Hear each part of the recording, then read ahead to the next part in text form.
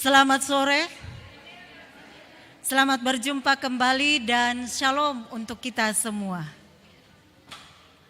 Sepatutnya lah kita menaikkan syukur kepada Tuhan untuk berkat kasih-Nya, sehingga kita boleh berkumpul kembali dalam ibadah pertemuan bulanan yang dirangkaikan dengan perayaan Hari Persekutuan Perempuan Gereja di Asia, yaitu dari negara Pakistan.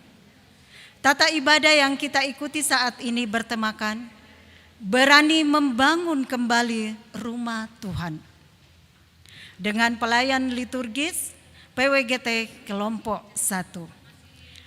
Adapun susunan acara yang kita akan lalui bersama yaitu pertama, pembukaan yang sementara berlangsung. Yang kedua, perkenalan singkat tentang negara Pakistan. Yang ketiga, prosesi persiapan ibadah dengan iringan lagu dari PWGT kelompok 1. Yang keempat, ibadah yang di dalamnya dirangkaikan dengan pembinaan yang akan dibawakan oleh Bapak Pendeta Yonan Tadius MTH.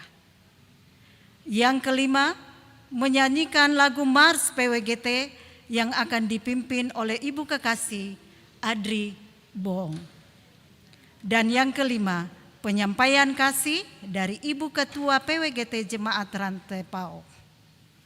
Dan yang terakhir, penutup. Bapak Ibu kekasih Tuhan, mari kita siapkan hati dan pikiran kita untuk masuk dalam ibadah yang akan didahului oleh pembacaan perkenalan singkat tentang negara Pakistan. Saya akan membacakan profil negara Pakistan. Nama negara yaitu Pakistan, nama resmi Republik Islam Pakistan, ibu kota Islamabad, dan kepala negara presiden. Kepala pemerintahan yaitu Perdana Menteri, dan bahasa nasional bahasa Urdu dan bahasa Inggris. Agama yang dianut di negara Pakistan yaitu agama Islam, Hindu, Buddha, Kristen, Sikhisme, Jainisme, dan Zoroastrianisme. Mata uang negara Pakistan yaitu Rupiah Pakistan. Jumlah penduduk negara Pakistan yaitu 2.333.563.606 jiwa. Dan jumlah penduduk sebanyak ini menempati urutan kelima negara dengan jumlah penduduk terbanyak di dunia.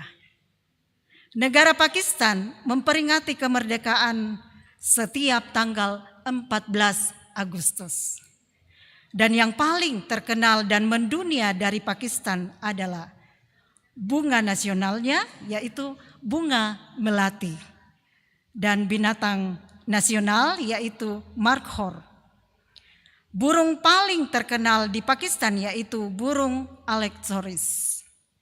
Dan Pakistan juga memiliki pelabuhan terbesar di dunia yaitu pelabuhan Gwadar.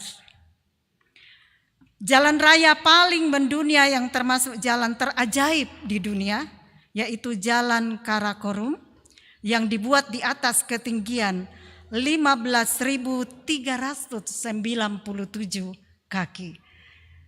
Dan Pakistan juga termasuk negara yang memproduksi 60 juta bola untuk perayaan Piala Dunia. Dan pakaian tradisional negara Pakistan yaitu salwar kameez. Dan makanan Pakistan yaitu roti dan buah-buahan, dan yang paling terkenal adalah masakan pedasnya. Dan agama Kristen di Pakistan tercatat hanya 1% dari jumlah penduduk. Selain itu, kekuatan ikatan kasta dan kesadaran sosial di Pakistan menyebabkan sulitnya melakukan penginjilan karena mayoritas jemaat Kristen berasal dari golongan kasta rendah. Tercatat pada tahun 1990 ada 12 sekolah tinggi Protestan dan 6 seminar Katolik Roma. Dan pada tahun 1958, perempuan gereja Presbyterian mengadakan pertemuan yang dihadiri oleh 5.000 perempuan dari Amerika Serikat, Eropa, Afrika, dan Asia. Dan dari Indonesia diwakili oleh pendeta Nyonya Margaret Dharma Angko STH. Beliau sangat aktif mendorong pembentukan Persekutuan Perempuan Gereja Asia atau ACWC, Asian Church Women's Conference. Waktu itu dianggap sebagai sidang raya pertama, dan pada tanggal 15 November 1958,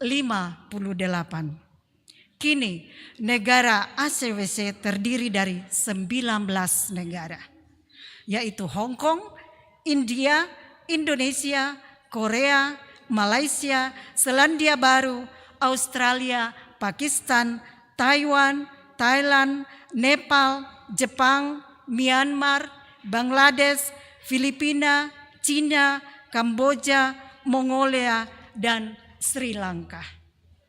Lambang ACWC yaitu gambar salib di tengah dua tangan, yang berarti lambang tangan perempuan yang terbuka kepada Tuhan. Artinya, tangan yang siap berbagi kepada sesama perempuan, bahkan komunitas yang merupakan korban dari kekerasan. Adapun tujuan ACWC yaitu menampakkan cinta kasih Yesus Kristus dalam persekutuan, pelayanan, dan kesaksian, dan mengembangkan dan meningkatkan keesaan gereja atau oikumene semesta.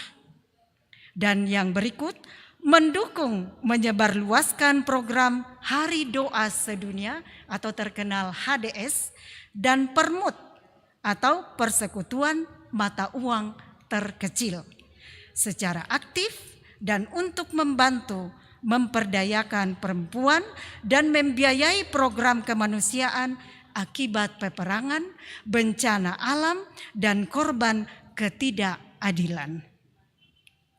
Nah, Bapak Ibu, kekasih Tuhan, demikian pembacaan profil tentang negara Pakistan. Mari kita saksikan prosesi persiapan ibadah dengan iringan lagu dari pemimpin liturgis PWGT kelompok 1.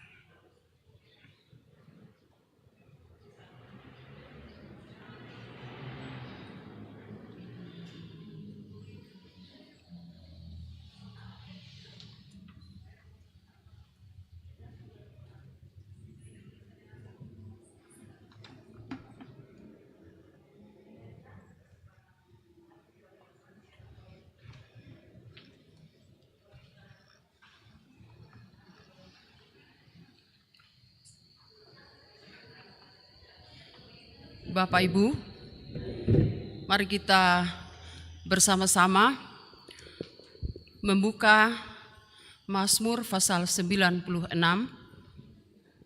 ayat 9 sampai dengan ayatnya yang ke-13. Mazmur pasal 96 ayat 9 sampai dengan ayatnya yang ke-13.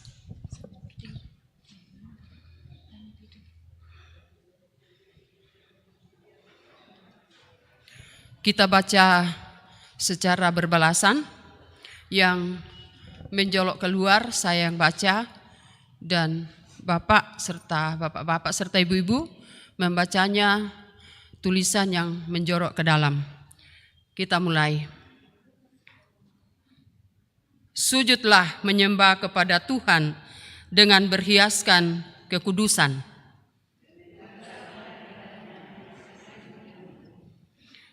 Katakanlah di antara bangsa-bangsa, Tuhan itu Raja.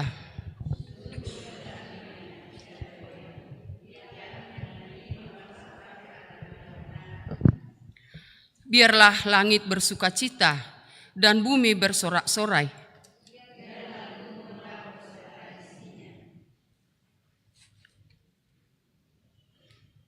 Biarlah beria-ria padang dan segala yang di atasnya.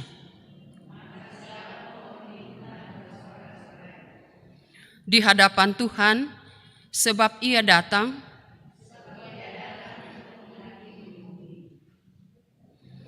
Ia akan menghakimi dunia dengan keadilan.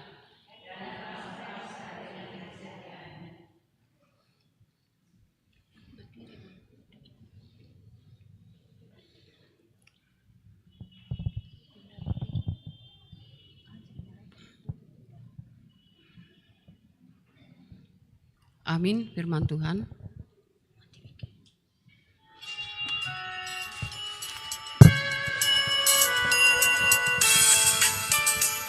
Kita akan menaikkan pujian nyanyian rohani dari Pakistan yang berjudul Cholia Cholia.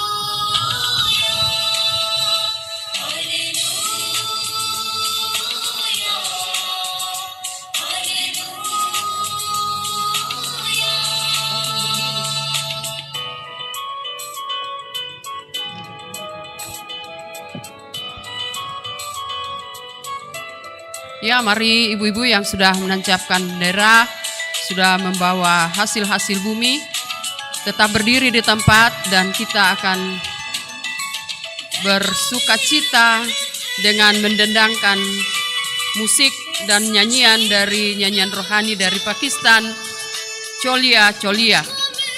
Ibu-ibu dipersilahkan berdiri, kita menyanyi bersama-sama, kita berdendang bersama-sama.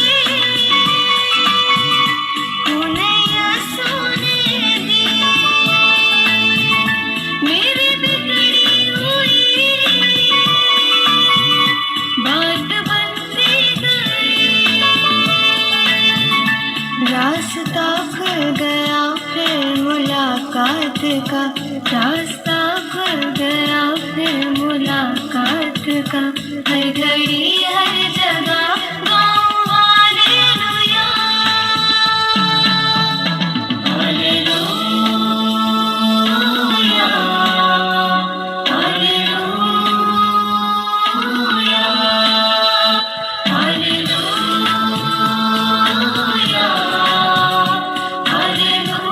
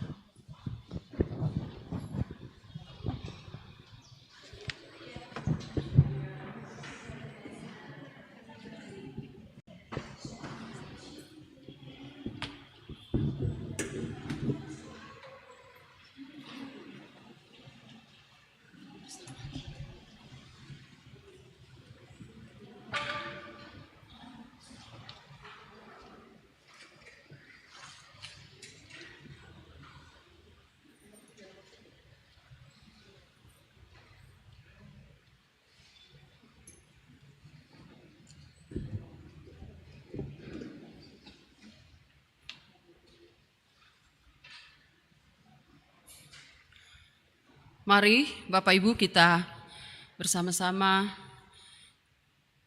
membaca litani syukur. Kita akan baca sesuai dengan pembagian yang telah tertulis.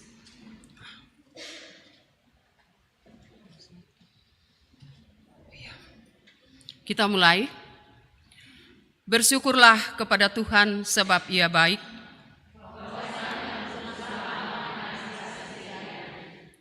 Bersyukurlah kepada Allah segala Allah.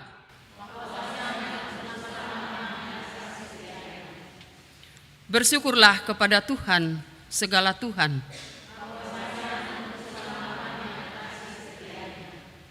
Kepada Dia yang seorang diri melakukan keajaiban-keajaiban besar. Kepada Dia yang menjadikan langit dengan kebijaksanaan.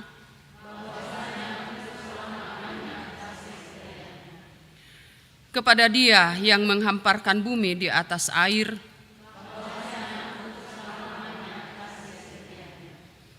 Kepada Dia yang menjadikan benda-benda penerang yang besar.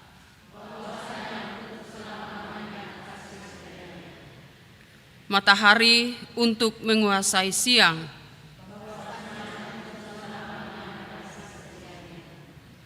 Bulan dan bintang-bintang untuk menguasai malam.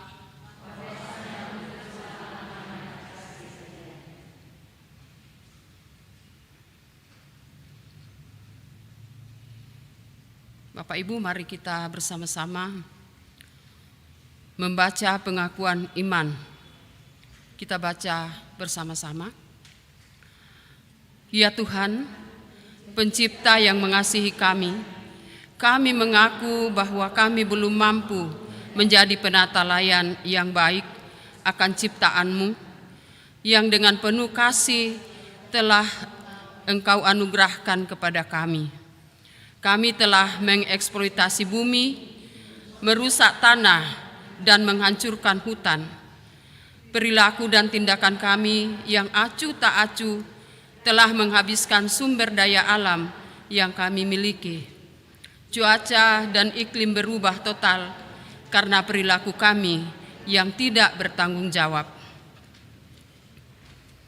Mari secara responsif kita membaca Mazmur 122. Kita baca seturut dengan pembagiannya. Aku bersukacita ketika dikatakan orang kepadaku, mari kita pergi ke rumah Tuhan.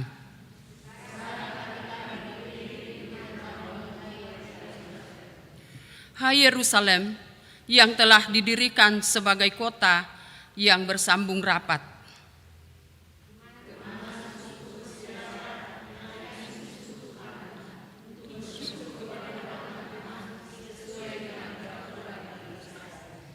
Sebab di sanalah ditaruh kursi-kursi pengadilan, kursi-kursi milik keluarga Raja Daud.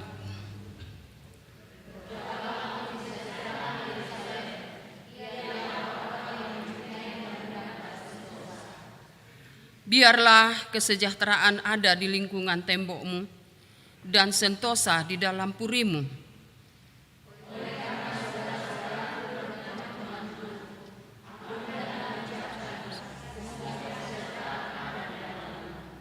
Oleh karena rumah Tuhan, Allah kita, aku hendak mencari kebaikan bagimu.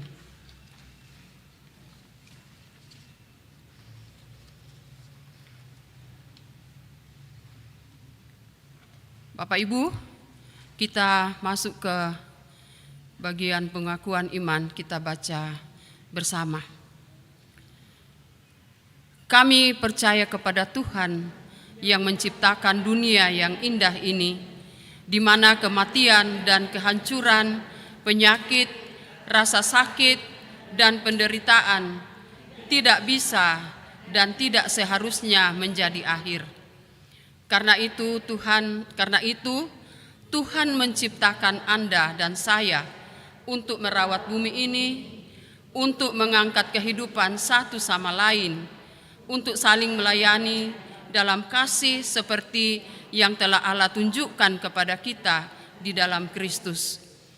Tuhan memanggil kita sekarang ini untuk menyembuhkan dunia dan orang-orang di dalamnya, untuk meringankan setiap rasa sakit dan penderitaan dengan menjangkau setiap orang melalui pelayanan kasih, khususnya bagi mereka yang hancur oleh karena bencana dan perselisihan, sehingga dengan demikian akan membuat mereka kembali utuh.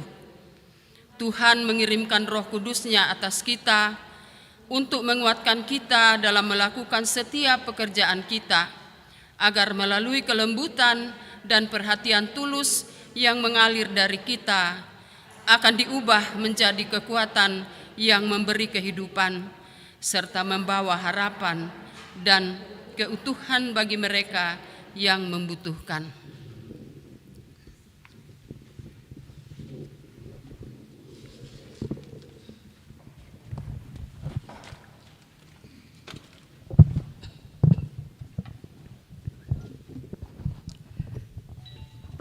Bapak Ibu yang kekasih, kita menyambut dan mengaminkan pengakuan iman yang kita ucapkan bersama dengan mengiringi dan menyanyi melakukan pelengkap Kidung Jemaat nomor 277 ayatnya yang pertama.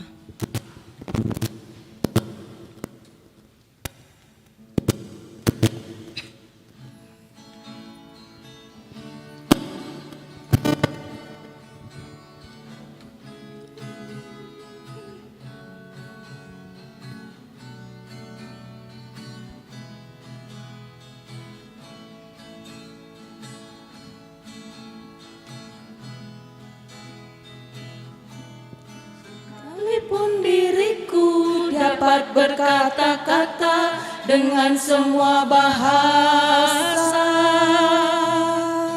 bahasa manusia dan bahasa malaikat ataupun yang lainnya. Tapi jika aku tak mempunyai kasih, aku serupa gong yang menggema dan jalan yang gemericik.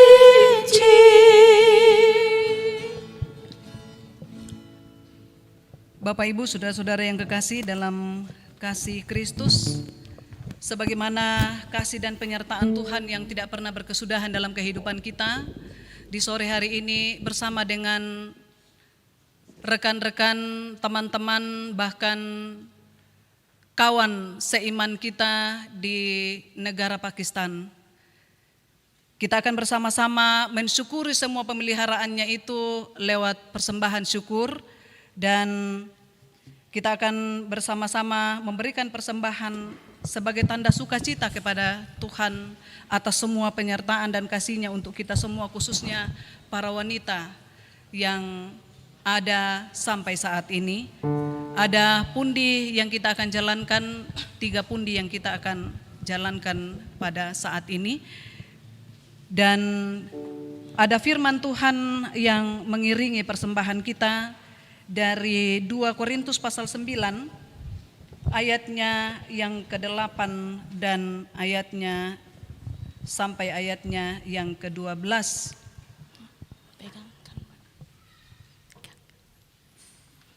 Ayat 8 dan 2 Korintus pasal 9 ayat 8 dan 12. Dan Allah sanggup melimpahkan segala kasih karunia kepada kamu, supaya kamu senantiasa berkecukupan di dalam segala sesuatu, dan malah berkelebihan di dalam berbagai kebajikan. Sebab pelayanan kasih yang berisi pemberian ini bukan hanya mencukupkan keperluan-keperluan orang-orang kudus, tetapi juga melimpahkan ucapan syukur kepada Allah. Itulah firman Tuhan yang mengiringi persembahan kita. Dan ada lagu yang akan mengiringi kita dalam persembahan ini. Itu lagu yang dipersembahkan dari wanita-wanita Pakistan. We are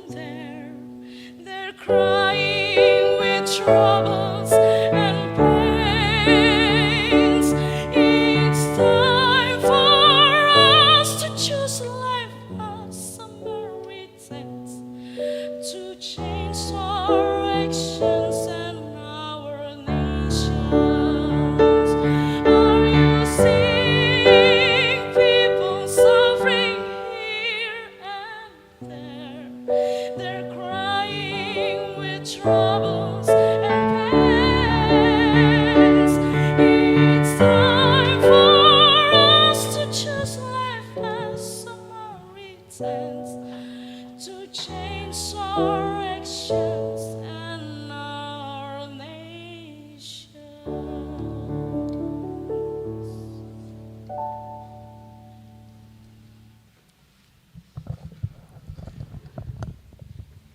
Ibu Saudara-saudara yang kekasih, kita akan melandasi persekutuan kita dengan Tuhan dalam membaca, merenungkan, bahkan mengisi dengan pelayanan refleksi dari firman Tuhan pada sore hari ini. Untuk itu mari kita berdoa. Di sore hari ini ya Tuhan, kami tunduk kepala di hadapan-Mu mengucap syukur dan berterima kasih atas pemeliharaan dan berkat Tuhan yang tidak pernah berkesudahan dalam kehidupan kami.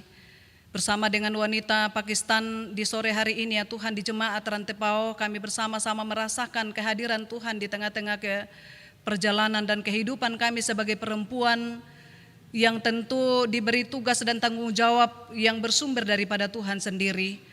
Mohon kasih-Mu untuk senantiasa menguatkan kami, memberkati kami, terlebih khusus bagi wanita-wanita Pakistan yang dengan setia kepadamu. Lewat itu ya Tuhan, kami akan merenungkan firman Tuhan. Bersabdalah kepada kami karena kami siap mendengarkannya. Di dalam nama Tuhan Yesus kami berdoa. Amin. Firman Tuhan yang kita akan baca pada sore hari ini terambil dari Nehemia pasal 1 ayat 1 sampai ayatnya yang ke-6. Nehemia pasal 1 ayat 1 sampai ayatnya yang ke-6. Oleh Lembaga Alkitab Indonesia diberi tema Doa Nehemia bagi Israel. Riwayat Nehemia bin Hakaya pada bulan Kislev tahun ke-20 ketika aku ada di Puri Susan, datanglah Hanani salah seorang dari saudara-saudaraku dengan beberapa dari Yehuda.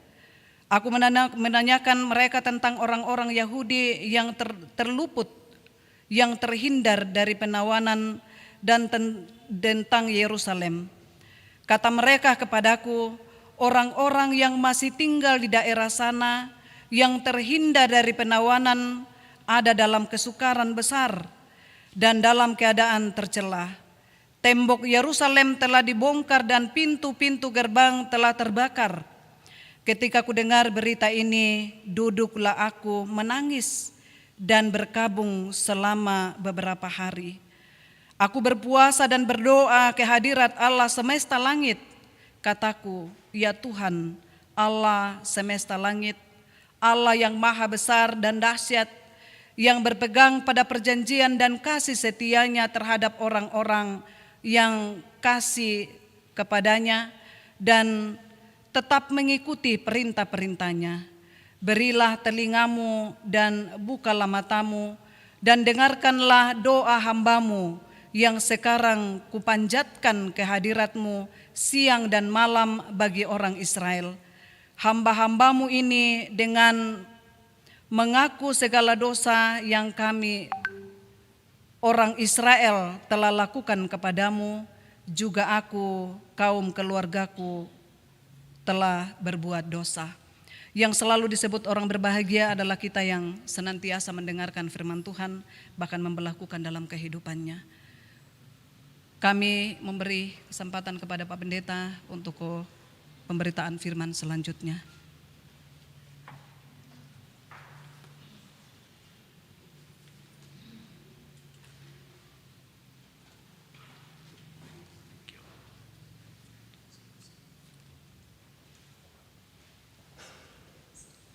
Selamat sore Ibu-Ibu.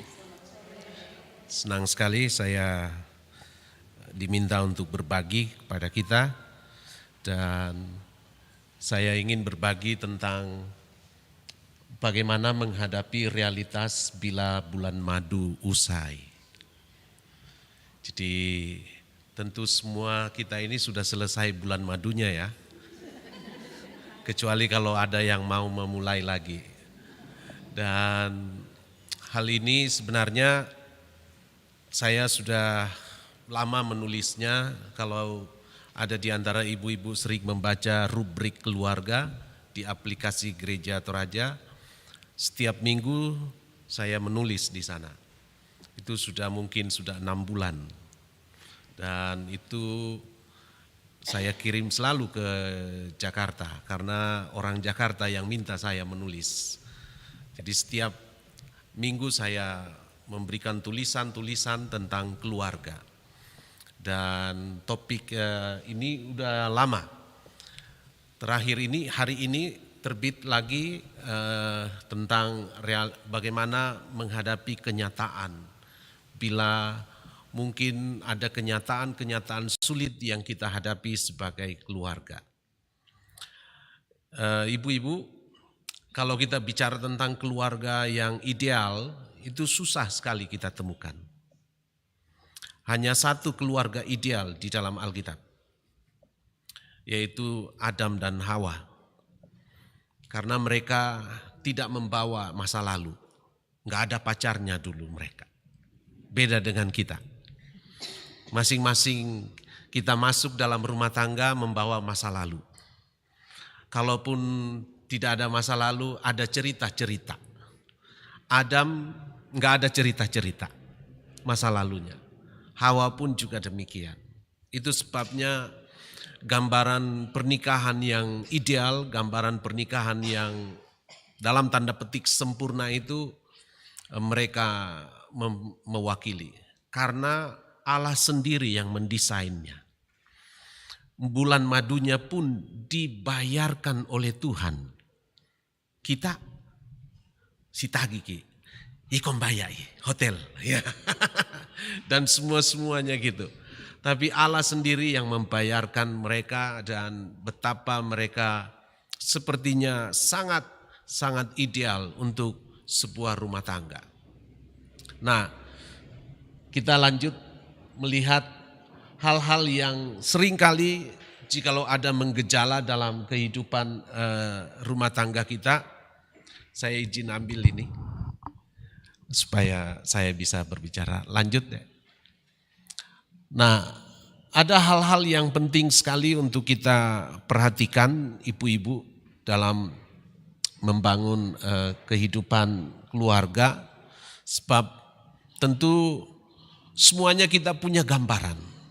Saya beri contoh saja, ada istri yang melihat suaminya itu terlalu sempurna.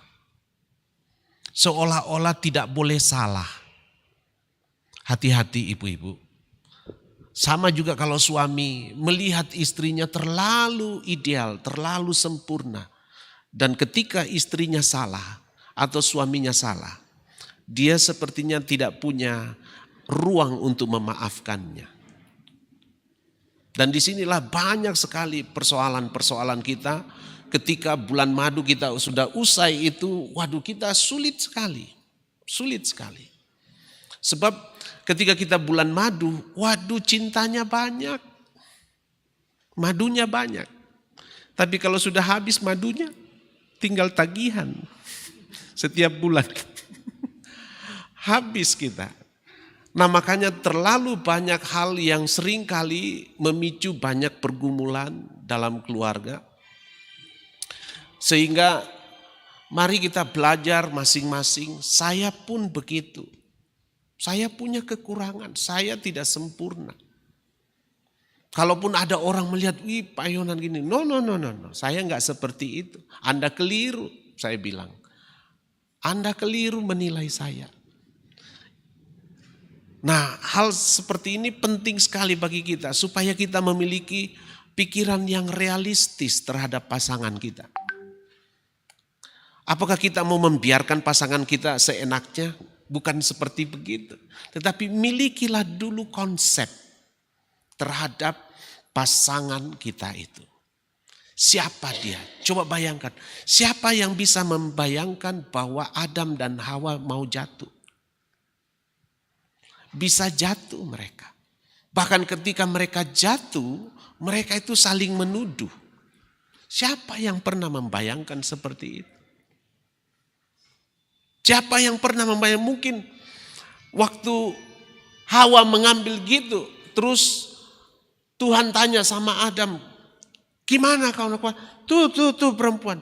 Pernahkah Hawa membayangkan itu dia akan dituduh-tuduh seperti gitu? Hawa nggak pernah membayangkannya. Bahkan ketika Adam berharap Hawa akan bilang, ya saya begini. Justru Hawa bilang, itu ular. Nah, hal seperti ini penting untuk kita pahami, bahwa realitas seperti ini bisa saja kita hadapi. Nah, jikalau bulan madu kita itu sudah usai, nah langkah yang pertama bila bulan madu itu memang usai, itulah saat untuk bersama-sama harus dijalani dengan saling membantu dan bukannya justru saling terpisah. Nah, banyak sekali hal-hal yang kita hadapi justru kita hadapi sendiri-sendiri.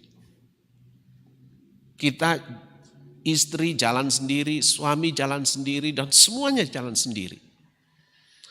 Nah, jikalau semuanya sudah usai itu mestinya kita tidak terpisah. Cuma realitanya keterpisahan ini begitu banyak sekali tercipta. Saya beri contoh saja. Kalimat-kalimat kita ini yang kita ucapkan kepada pasangan kita, itu seringkali kita tidak sadari bahwa kalimat itu sedang memisahkan kita. Kalimat yang kita pilih katakan itu adalah kalimat yang sedang membuat jarak di antara kita. Bukannya mendekatkan kita. Saya beri contoh saja. Kalau bulan madu kita sudah usai, kadang-kadang kita merasa punya hak memarahi pasangan.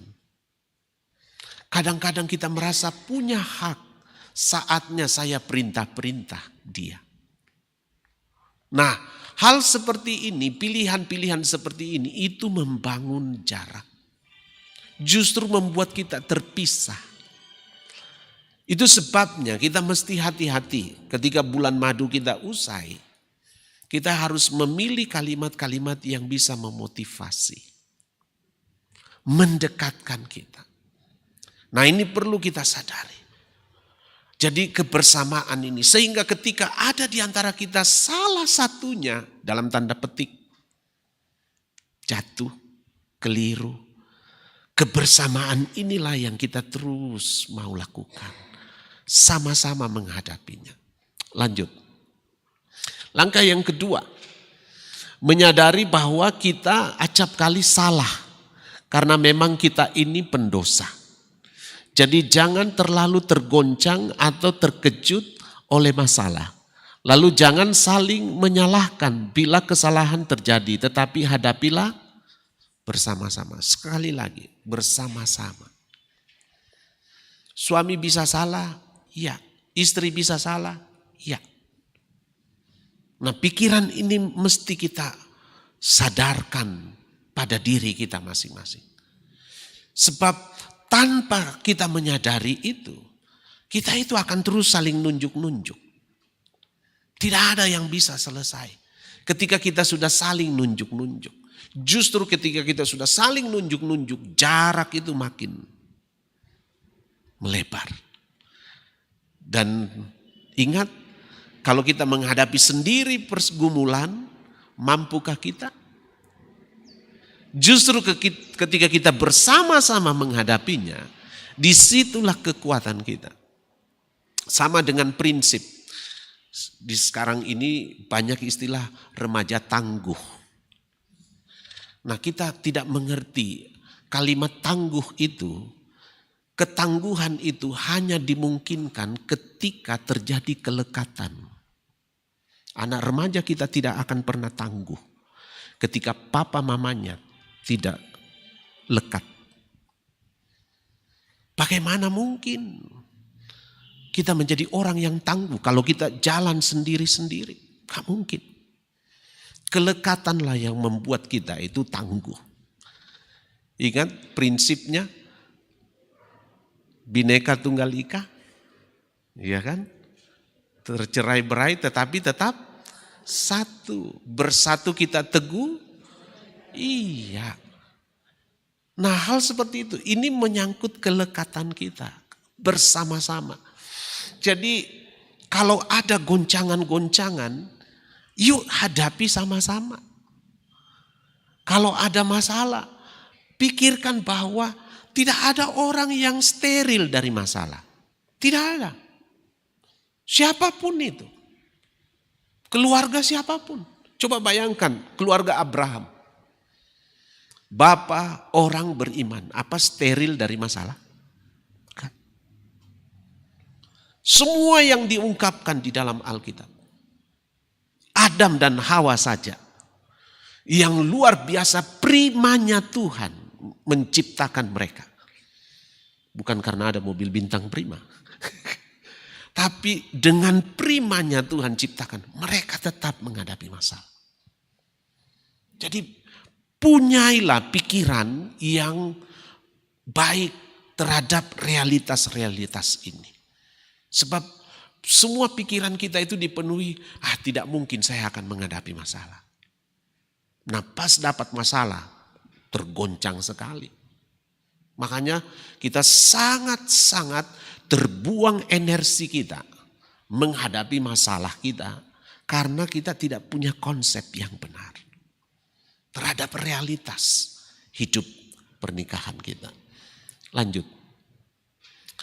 Langkah yang ketiga, jangan pernah mau mencari tahu siapa yang salah ketika hal-hal lahiriah di sekitar Anda kacau. Dan apabila pasangan Anda mengecewakan Anda, bersikaplah bijak dan rangkullah dia dan pastikan bahwa cinta Anda kepada orang yang Anda cintai itu tak bersyarat. Nah persoalannya hampir semuanya kita ini bersyarat. Pasu sinato. Semuanya bersyarat. Padahal kita percaya bahwa kita diikat oleh kasih yang tak bersyarat. Tetapi dalam sehari-harinya justru yang kita perlihatkan kasih yang bersyarat. Nah disinilah letaknya bahwa kita kesulitan mengimplementasikan apa yang Tuhan sudah berikan itu. Itu sebabnya jangan pernah mencari tahu siapa yang salah. Dengan demikian kita terus menerus cari tahu. Ingat manusia itu punya keinginan ingin tahu begitu besar.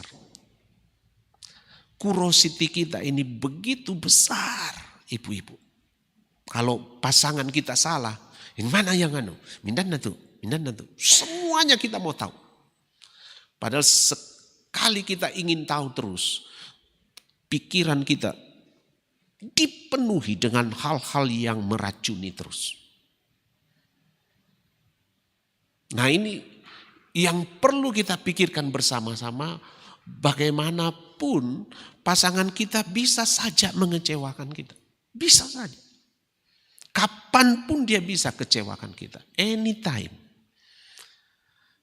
Sehingga kita perlu memiliki pemikiran yang betul-betul jernih, baik, dan bersikaplah bijak.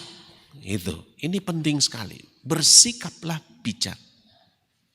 Sebab kalau kita tidak bersikap bijak, kita memang tidak bisa menghadapinya. Gak bisa kita hadapi. Semuanya kita ini ingat ibu-ibu, emosi negatif itu kalau terus menerus menguasai kita, dia itu beranak pinak. Muncul terus. Inilah yang disebut benturan emosi. Nah kita mengalami benturan. Kalau secara medis, kalau orang mengalami benturan kan itu punya trauma di situ. Makanya kalau orang jatuh, benturan kepala disebut trauma apa itu? Capitis ya. Wah itu luar biasa sekali. Nah ini penting sekali untuk menanganinya dengan bijak. Dan kita harus menolong diri kita untuk coba melihat, oh cintaku sebenarnya masih bersyarat ya. Masih bersyarat. Nah kadang-kadang ibu-ibu yang sangat terluka bapak-bapak yang gak mau mengerti ibu-ibunya. Tapi percayalah ibu-ibu, kalau ada niat baik kita untuk mau memperbaiki, apa sih yang tidak bisa selesai di dalam Tuhan? Asal kita punya niat, ingin memperbaikinya. Yang ketiga, yang keempat, berikut. Konsistenlah saling mempercayai satu sama lain untuk membangun pernikahan Anda menjadi lebih kokoh. Nah, salah satu cara untuk menjaga pernikahan tetap kokoh adalah dengan melihat kembali pondasi dan menyatakan kembali janji setia satu sama lain serta merefresh kembali komitmen bersama terhadap Allah. Jadi kalau Tuhan tidak dilibatkan di dalam masalah-masalah kita, unfinished business, tidak selesai. Sebab kita tidak bisa menyelesaikan di luar Tuhan. Justru yang ada, kalau kita mau selesaikan semua di luar Tuhan, tiada maaf. Tiada maaf. Kita tidak akan pernah memaafkan orang. Sebab memaafkan atau mengampuni itu pekerjaan Tuhan, bukan pekerjaan manusia. Jadi kita memang tidak bisa mengampuni pasangan kita. Kita tidak bisa memaafkan pasangan kita. Sebab itu pekerjaannya Tuhan. Nah, jikalau Tuhan dilibatkan, kita itu dimampukan. Kita itu dimampukan. Saya kalau buat salah, Mama Tio tidak punya alasan bisa memaafkan saya. Gak ada. Dia hanya bisa maafkan saya kalau dia lakukan itu di dalam Tuhan. Sama juga saya, kalau dia melakukan kesalahan gitu. Saya hanya bisa memaafkan kalau saya lihat di dalam Tuhan. Demikian juga ibu-ibu terhadap suami. Sama juga anak-anak kita. Tidak ada alasan kita untuk memaafkan anak-anak kita kalau mereka salah. Yang kita hanya katakan saya maafkan ya itu hanya di mulut. Hanya di mulut. Enggak ada. Tetapi kalau kita libatkan Tuhan di dalam, Tuhanlah yang memampukan kita. Yang tidak mungkin ini menjadi mungkin. Itu sebabnya mestinya komitmen kita itu di dalam Tuhan. Ingat, kita sudah berkomitmen bersama-sama untuk membangun keluarga. Apapun janji kita dalam untung atau malang. Nah, kemalangan itu bisa saja kapan datang. Salah satu di antara kita bisa lemah. Salah satu di antara kita bisa lemah. Nah, karena gitu libatkan Tuhan selalu. Tanpa kita melibatkan Tuhan, kita tidak mungkin, sekali lagi ibu-ibu, tidak mungkin. Sebab kita semua berpikir pintas. Berpikir untuk memuaskan keinginan kita. Lanjut. Kelima. Bagaimana menghadapi realitas? Bila menghadapi kenyataan menjengkelkan, kecewa yang bisa menimbulkan prasangka, segeralah membicarakannya dan menyelesaikannya. Sebab hal tersebut bisa memengaruhi hubungan kelekatan dalam keluarga. Nah, jika kesibukan dan pekerjaan sudah mendominasi suasana dalam keluarga, ketahuilah bahwa hal tersebut memberi indikasi bahwa tidak ada lagi waktu dalam keluarga untuk memupuk dan memelihara suasana baik untuk keluarga. Ini masalah kita sekarang ini. Suami sibuk, istri sibuk, anak sibuk. Makanya tidak ada lagi waktu bagi kita untuk memupuk hal-hal yang baik dalam keluarga kita.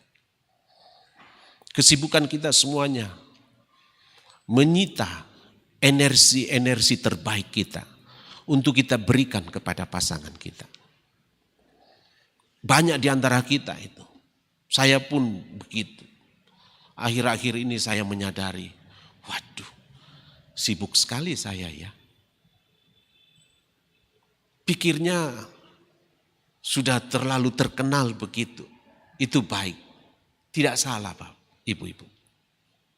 Tidak salah. Tetapi hati-hati karena hal ini akan mengganggu kita di dalam menghadapi realitas. Ada hal-hal yang bisa mengecewakan. Ada hal-hal yang bisa membuat kita itu mengalami banyak hal. Dan sangat mempengaruhi kelekatan kita. Nah, karena itu hal-hal seperti itu perlu segera kita hadapi bersama-sama. Bila menghadapi kenyataan menjengkelkan, kecewa, menimbulkan prasangka, segera bicarakan. Segera bicarakan. Tapi sekali lagi membicarakannya itu perlu dengan bijak. Ada istilah namanya meregulasi emosi. Kemampuan meregulasi emosi itu adalah lihat, ini waktunya kah dibicarakan atau belum. Makanya ada istilah iru-iru sanidolo away. Artinya kita cooling down. Jangan waktu itu, ingat dalam ilmu psikologi ibu-ibu, stimulus mempengaruhi respon. Atau perilaku orang itu bisa dikendalikan tergantung stimulusnya. Nah karena itu lihat apakah sudah waktunya ini untuk kita bicarakan. Gitu. Jadi kita melakukan namanya regulasi. Tetapi semua hal yang mengecewakan sekecil apapun, jangan main-main dengan hal seperti itu. Mungkin kita anggap ini biasa, waduh kenapa? Tapi bagi pasangan kita belum tentu itu biasa. Bicarakan segera. Selesaikan. Banyak masalah kita terus berlarut-larut. Itu menimbulkan kepahitan-kepahitan. Nah mari kita lihat selanjutnya. Bagaimana menghadapi realitas. Lanjut. Saran menghadapi. Pertama, sadarilah bahwa suami istri tidak perlu kehilangan individualitasnya masing-masing. Tetap memiliki kepribadian tanpa harus seperti robot. Dan sejogyanya tetap konsisten memberi arti dan makna dalam hubungan kesatuan sebagai suami istri. Semuanya kita harus maknai. Jadi kita tidak perlu kehilangan kepribadian. Kalau pasangan kita sudah begitu kepribadiannya, jangan bilang, susi banget oh. Enggak bisa. Dia sudah begitu kepribadiannya dia. Dan kita harus menerima kepribadian itu. Kalau dia tersinggung, kalau dia marah, kita harus menerima itu. Dan begitulah dia. Tetapi bagaimana kita memaknai itu hal yang penting. Bagaimana kita memberi nilai itu hal yang perlu kita pikirkan bersama-sama. Sebab kita harus terus membangun kesatuan kita. Mazmur 133 memberitahu kepada kita, di mana ada kerukunan, di mana ada kesatuan, kesanalah Tuhan memerintahkan berkat dan kehidupan. Sudah jelas sekali gitu. Nah, penting sekali kita memiliki langkah-langkah yang sangat-sangat perlu kita gumuli bersama dalam menghadapi realitas. Yang kedua, lanjut. Rasa sepenanggungan harus diterapkan setiap hari. Berbagi sama dalam hal pekerjaan dan waktu luang serta saling membantu dan saling memberi pengertian. Nah ini hal yang sangat jarang sekali untuk kita pikirkan bersama-sama bahwa sebenarnya kita ini sepenanggungan. Ingat kata satu daging itu? Nah banyak orang punya konotasi satu daging itu hanya mengarah kepada hubungan seksual suami istri. Padahal satu daging itu lebih dari itu. Satu daging itu kita bersama-sama sulit sekali. Dari dua pribadi ini sulit sekali dipisahkan lagi. Karena kita sudah sepenanggungan. Dan kita menerapkan itu dalam banyak hal. Nah cuma persoalannya tidak selalu nampak dalam keseharian kita. Di rumah saja, kasihan mama-mama. Kalau masak, ada bapak-bapak pergi bantu. Kalau mama-mama lagi cuci piring, ada bapak-bapak bilang, boleh saya bantu? Paling nak paham indep basai. Iya kan gitu. Nah ini sepenanggungan ini. Menggumuli juga pekerjaan masing-masing, menggumuli beban-beban. Iya, selama kita melihat ada pasangan kita mungkin lagi susah-susah, pernahkah kita menyampaikannya, bagi sama saya, apa yang saya bisa bantu. Kepekaan-kepekaan seperti ini penting sekali. Sebab ada saja mungkin ibu-ibu berperan menolong suami di saat-saat dia mungkin akan jatuh. Bisa saja. Dan bersyukurlah sebab peran penolong itu Tuhan memang sudah beri. Tuhan memang sudah beri. Cuma persoalannya selalu kita mengatakan, aku taruh. Kapan kau bahagiakan saya? Lagi-lagi itu berarti bersyarat. Gitu. Nah semoga banyak juga laki-laki ini sadar akhirnya. Ketika dia diberi kasih yang tanpa syarat oleh pasangannya. Dan ini yang mestinya kembali mengangkat kita. Untuk memulai, walaupun kita tahu kita harus memulai sesuatu yang baru mungkin lagi. Tapi di dalam Tuhan kita bisa lakukan itu. Berikut. Ketiga, usahakan menjauhkan hal-hal yang tidak disenangi dan menjengkelkan pasangan. Walau hal tersebut tampak kecil dan mungkin tidak berarti. Tetapi menjadi penting bila menimbulkan kejengkelan pasangan. Yaitu biasanya tatole-tole orile. Kalau kita udah tahu bahwa itu menjengkelkan, walaupun itu kecil, justru tatole-tole. Nah ini penting sekali. Kalau itu sudah tidak dia senangi, pikirkan baik-baik. Jangan ulang. Jangan ulang. Apakah kita sebagai suami atau sebagai istri. Dan kita semuanya kemungkinan bisa saja melakukan hal-hal seperti ini. Semuanya kita mungkin. Karena kita pendosa. Siapapun itu. Nah, kalau kita berusaha menjauhkan semuanya itu, berusaha supaya hal itu tidak lagi mengganggu pasangan kita, mudah-mudahan kita bersama-sama bisa menghadapi realitas yang tidak mudah. Terakhir, atau masih ada? Keempat, setiap tindakan dan keputusan penting harus dibicarakan dan dibahas bersama terlebih dahulu. Kebiasaan ini akan memelihara kepercayaan terhadap pasangan dan menjamin kerjasama. Nah banyak hal sebenarnya memupuk kebersamaan itu, kerjasama itu biasanya terlampaui selalu. Kita sudah merasa berhak menentukan apakah istri, apakah suami. Sehingga kita memakai dominasi kita itu.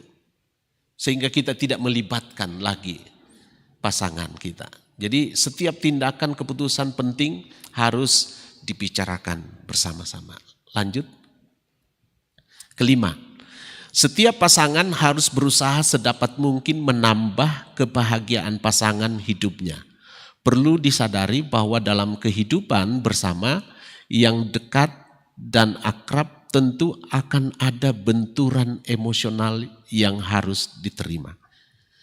Jadi sekalipun kita akrab, sekalipun kita dekat dengan pasangan kita, tetap akan ada benturan. Tetap akan ada benturan. Karena itu kita diingatkan di sini bahwa kita mesti menolong pasangan kita dan diri kita sendiri menghadapi benturan-benturan emosional itu. Sebaliknya masing-masing sebaiknya tidak terlalu mengingat walau susah dihapus kesalahan atau kegagalan pasangan, tetapi justru menghargai kebajikan, kesetiaan, dan pengabdiannya dengan perbuatan-perbuatan kecil dan besar. Jadi kadang-kadang kalau ada di antara kita yang salah, ya taruh ditiru. Kita tidak pernah mengingat lagi yang baik-baiknya. Makanya pepatah yang mengatakan susu rusak sebelanga oleh setitik nila. Ya, nila setitik rusak susu sebelanga. Karena memang kecenderungan kita seperti itu. Jadi apa yang baik yang orang lakukan itu sudah terhapus semua hanya karena setitik. Nah, kalau Tuhan melihat manusia seperti itu, Dia tidak akan pernah selamatkan. Dia tidak akan pernah datang menyelamatkan kita. Tetapi Dia melihat manusia yang berdosa ini lebih melampaui dari apa yang menjadi realitasnya. Nah, semoga kita juga ibu-ibu. Tentu kita tidak semuanya ini mampu menghadapi realitas-realitas kita. Tetapi jikalau kita mau berusaha, saya percaya apa yang Tuhan kerjakan dalam kita akan menghasilkan sesuatu.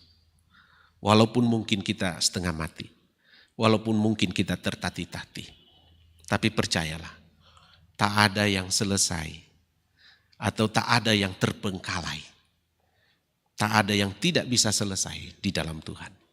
Semuanya bisa diselesaikan, asal kita mau menyerahkannya sepenuhnya kepada Dia.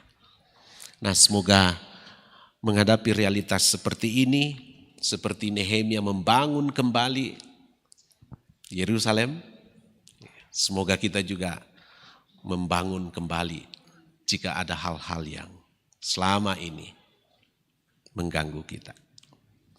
Tuhan memberkati. Salamat laku kita solanasang.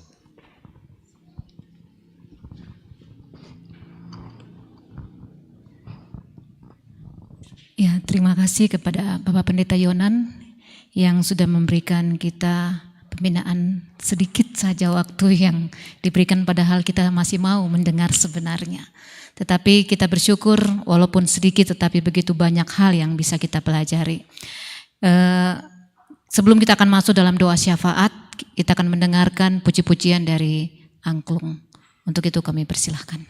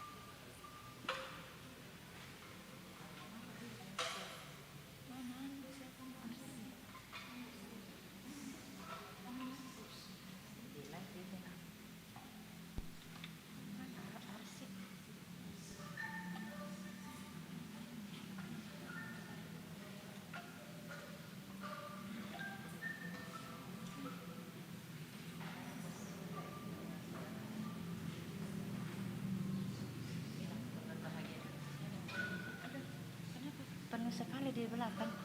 Penuh sekali di belakang. Kemarin 99.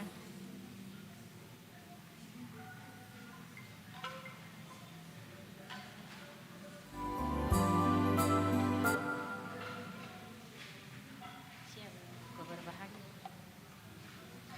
Siap, angkung.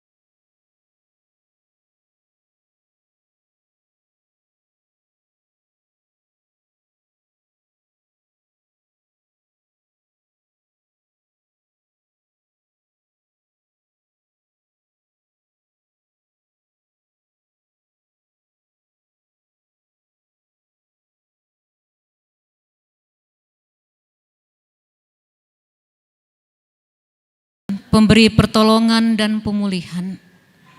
Kami terus berdoa untuk setiap orang yang terkena dampak gempa bumi di tahun yang telah lewat. Kami berdoa untuk para pengangguran dan mereka yang kelaparan, yang membutuhkan uluran tangan, agar melalui belas kasih-Mu, mereka akan menerima apa yang mereka cari dan lebih banyak lagi.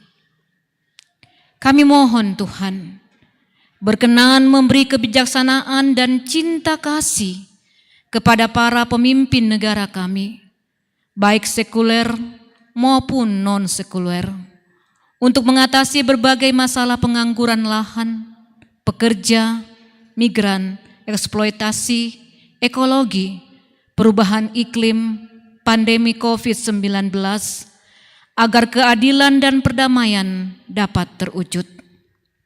Kami berdoa untuk setiap orang yang menderita karena kemiskinan, kehilangan pekerjaan, pembunuhan terhadap mereka yang berani bersuara, bencana alam, dan bencana karena ulah manusia, pandemi, dan ketidakstabilan politik. Maka dengan keadilan dan dalam kebijaksanaan-Mu ya Tuhan, tuntunlah kiranya para pemimpin bangsa-bangsa untuk melayani rakyat dengan kebenaran dan keadilan-Mu.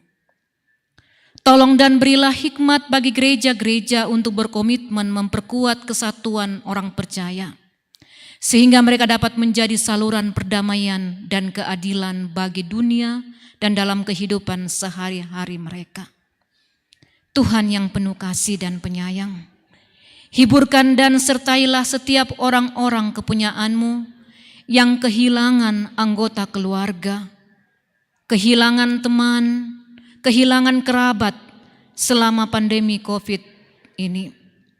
Kami membawa mereka ke dalam tangan-Mu dengan penuh kasih dan penuh belas kasihan, serta perhatian kepada setiap orang yang telah menderita kerugian dalam badai besar dan peristiwa bencana alam. Jadilah kiranya perlindungan dan kekuatan mereka ya Tuhan. Bimbinglah mereka dalam semua upaya mereka untuk membangun perdamaian yang didasarkan pada keadilan dalam perjuangan untuk kehidupan yang lebih baik.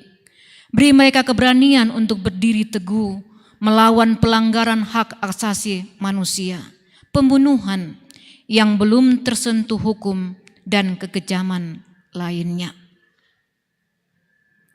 Ya Tuhan, dengarkanlah doa kami.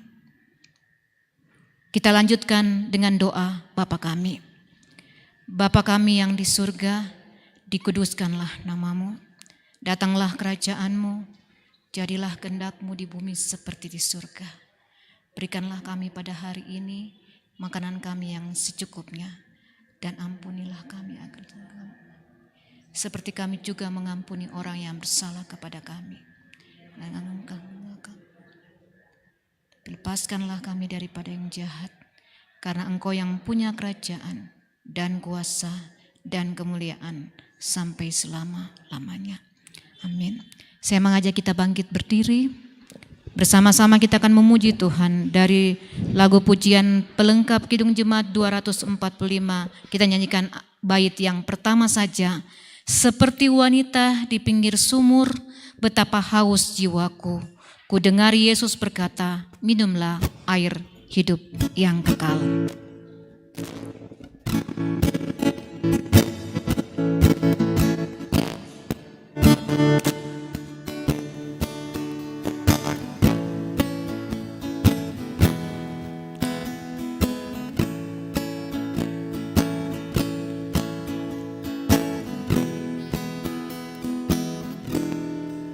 Seperti wanita di pinggir sumur,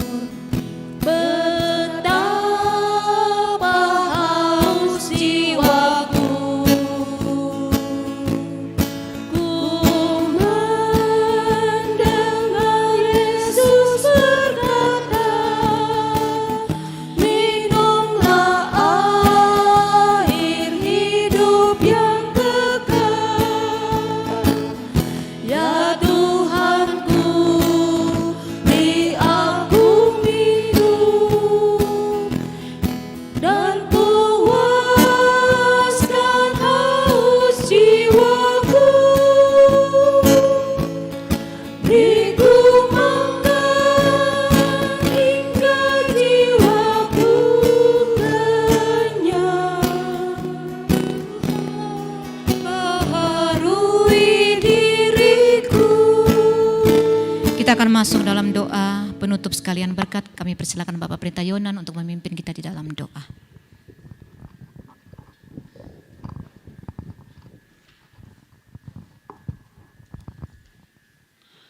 Mari kita mohon berkat Tuhan. Kiranya kasih dan anugerah dan sejahtera dari Allah Bapa, pengasihan dari Tuhan kita Yesus Kristus, penyertaan dan bimbingan oleh Roh Kudus, melingkupi dan memberkati kamu sekalian, saat ini, kekal selama-lamanya. Amin. Silakan duduk. Demikianlah ibadah kita pada saat ini. Saya kembalikan kepada pembawa acara.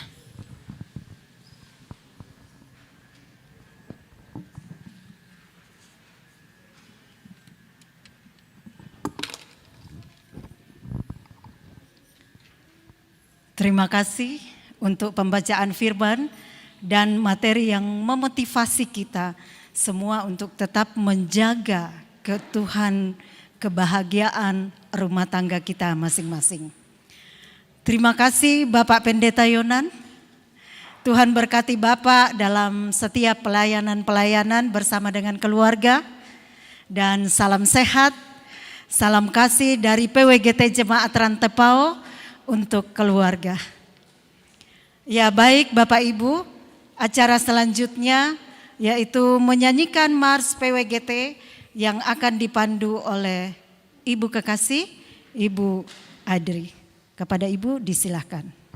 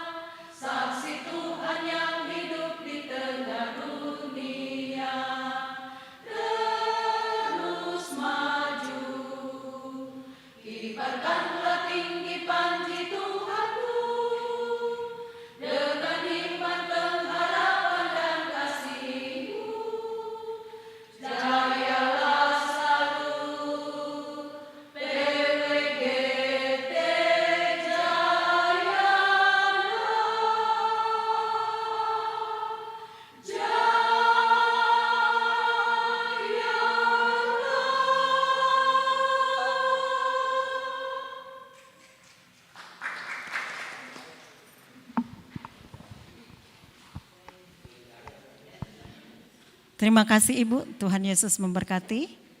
acara selanjutnya yaitu penyampaian kasih dari Ketua PWGT Jemaat Rantepao. Kepada Ibu disilahkan.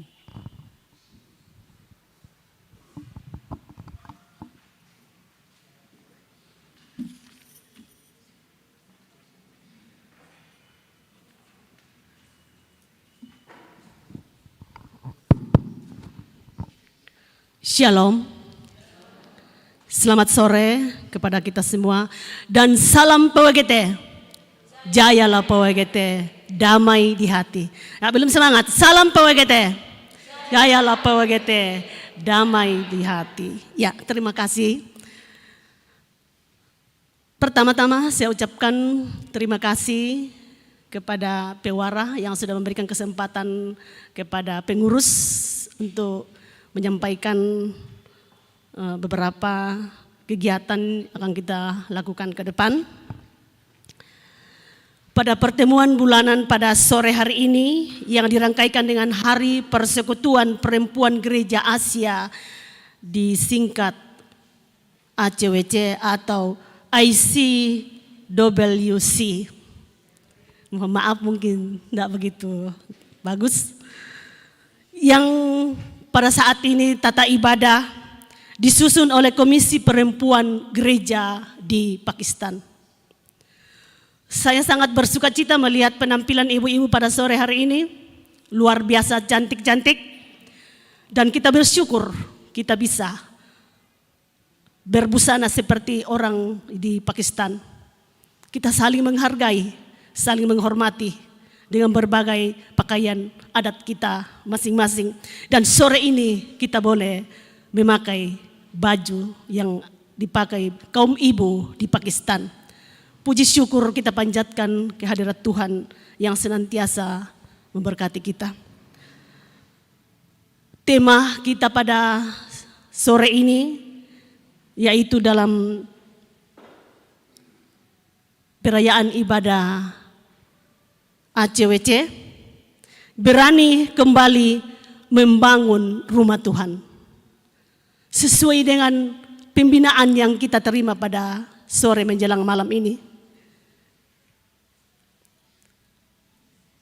Yang saya hormati Bapak Ibu dan pendeta yang boleh hadir pada ibadah pada saat ini.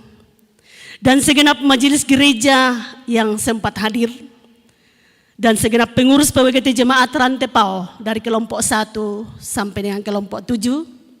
Dan segenap anggota PWGT Jemaat Rantepao dari kelompok 1 sampai dengan 7 yang berkenan hadir pada kesempatan ini. Terima kasih segenap pengurus dan anggota PWGT kelompok 1 yang telah mempersiapkan dan menata pelayanan ibadah pada saat ini yang kita sudah alami bersama pada sore hari ini sehingga boleh terlaksana dengan baik. Terima kasih atas semua partisipasi ibu-ibu ngurus dan PWGT kelompok 1. Terlebih terima kasih kepada Bapak Pendeta Yonan Tadius yang boleh hadir pada sore menjelang malam ini untuk menyampaikan firman Tuhan sekaligus pembinaan. Membawakan materi sangat luar biasa materi Pak. Semoga program ke depan Bapak masih berkenan hadir dan bersedia untuk memberi kami pembinaan selanjutnya. Terima kasih Tuhan, terima kasih Pak. Tuhan memberkati dalam pelayanan selanjutnya. Dan juga terima kasih kepada kelompok pelayanan 5 yang telah menyiapkan konsumsi ala kadarnya pada sore hari ini. Tuhan Yesus memberkati jerih atau lelah jerih payah ibu-ibu kekasih dari kelompok 5. Dan terima kasih atas donasi dari masing-masing kelompok untuk saling membantu sesama kita yang telah dikena musibah kebakaran, yaitu keluarga almarhum Pendeta Felikarta di Kanuruan tempo hari. Tuhan Yesus memberkati ibu-ibu, baik sebagai pribadi maupun secara jemaat. Terima kasih, Tuhan Yesus memberkati atas semua partisipasi kita kepada sesama kita yang membutuhkan.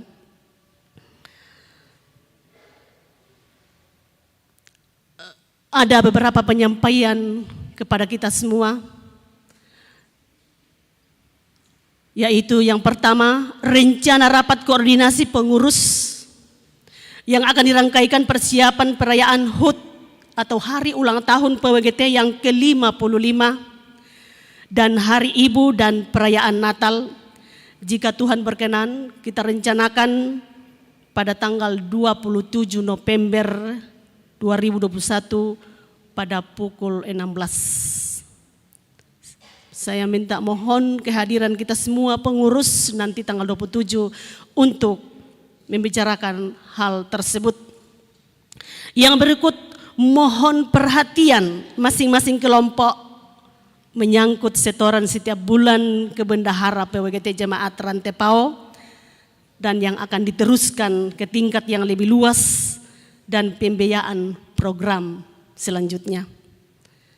Yang berikut, mohon perhatian masing-masing kelompok atas amplop aksi mandiri dari pengurus pusat dan amplop persembahan kasih untuk pelaksanaan persidangan pengurus PWGT pusat yang ke-14 di tahun depan.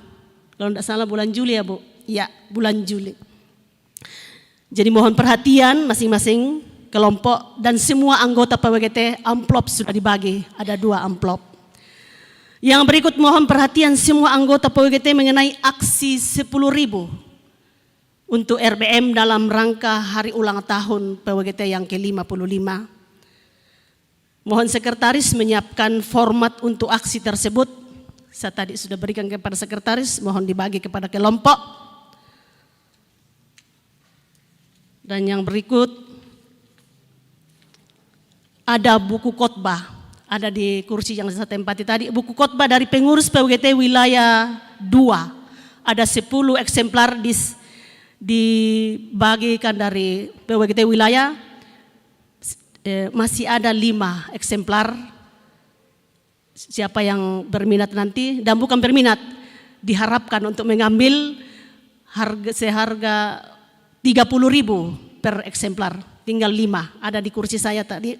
Jadi mohon masing-masing kelompok bisa mengambil 1 dengan harga Rp30.000. Dan yang berikut, mohon perhatian dari masing-masing kelompok mengenai taman bunga di sekeliling gereja untuk dipelihara dengan baik. Saya sangat berterima kasih, semua kelompok sudah berpartisipasi di dalam penanaman bunga di sekeliling gereja, dan mungkin itu sudah bisa dimanfaatkan di dalam menata karangan bunga di dalam gedung gereja. Terima kasih atas semua partisipasi ibu-ibu. Tuhan Yesus memberkati kita semua. Dan yang berikut, kita berduka cita bersama dengan keluarga almarhum Penatua Daud Pongsapan yang telah kembali ke pangkuan Bapa. Kita tetap mendukung dalam doa segenap keluarga yang ditinggalkan. Tuhan adalah sumber penghiburan dan kekuatan bagi segenap keluarga. Semoga keluarga tetap tabah untuk menghadapi duka cita ini. Yang berikut,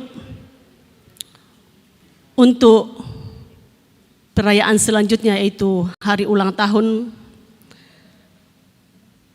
akan menjadi pelayan nanti, yaitu kelompok pelayanan 2, PWGT kelompok 2, dan sebagai konsumsi adalah PWGT kelompok 6. Dan pelayanan Hari Ibu dan Hari Natal sebagai pelayan adalah kelompok pelayanan 3, dan konsumsi adalah kelompok pelayanan 7. Semoga apa yang kita akan rencanakan dan programkan ke depan ini, kita boleh mengambil kata sepakat nanti pada tanggal 27 November pada pukul 16 atau jam 6 sore. Jadi harapkan kehadiran semua pengurus untuk kita rencanakan perayaan tersebut. Ya, demikian yang bisa kami sampaikan. Mohon maaf atas semua kekurangan dan atau ada kata-kata yang tidak pantas atau menyinggung perasaan Bapak Ibu, saya mohon dimaafkan. Selamat sore dan salam PWGT. Jayalah PWGT, damai di hati. Satu kali lagi, salam PWGT. Jayalah PWGT, damai di hati. Terima kasih, selamat malam.